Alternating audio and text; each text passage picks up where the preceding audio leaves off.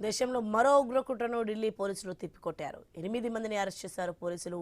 పాకిస్తాన్ గూఢాచారి సంస్థ ఐఎస్ఐ, బంగ్లాదేశ్కు చెందిన తీవ్రవాద సంస్థలు అండదండలతో భారీ విధ్వంసానికి ప్రణాళికలు రచించినట్లు గుర్తించారు.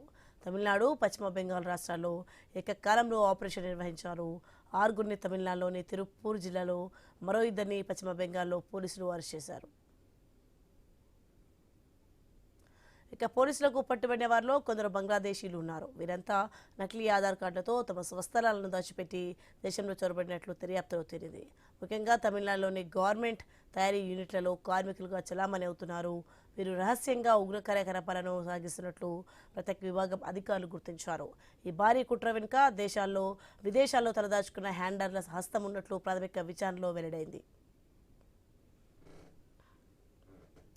ఇక కశ్మీర్కు చెందిన ఓ వ్యక్తి ప్రస్తుతం బంగ్లాదేశ్లో ఉంటూ ఈ 8 మందిని భారత్లో ఆపరేట్ చేస్తున్నట్లు భద్రతా సంస్థలు నిర్ధారించాయి. నిందితుల నుంచి 8 మొబైల్ ఫోన్లు, 16 సిమ్ కార్డులను స్వాధీనం చేసుకున్నారు. వాటిలోని డిజిటల్ డేటాను విశ్లేషిస్తున్నారు. ఇక ఢిల్లీలోని అత్యంత రద్దీగా ఉండే ప్రాంతాలు, చారిత్రక కట్టడాల లక్ష్యంగా లష్కరే తోయిబా ఉగ్రవాదులు ఐఈడీ దాడులకు ప్లాన్ చేస్తున్నారని నిఘా వర్గాలు హెచ్చరించాయి. ఈ నేపథ్యంలో ఈ అరెస్టులు ప్రాధాన్యత సంతరించుకున్నాయి.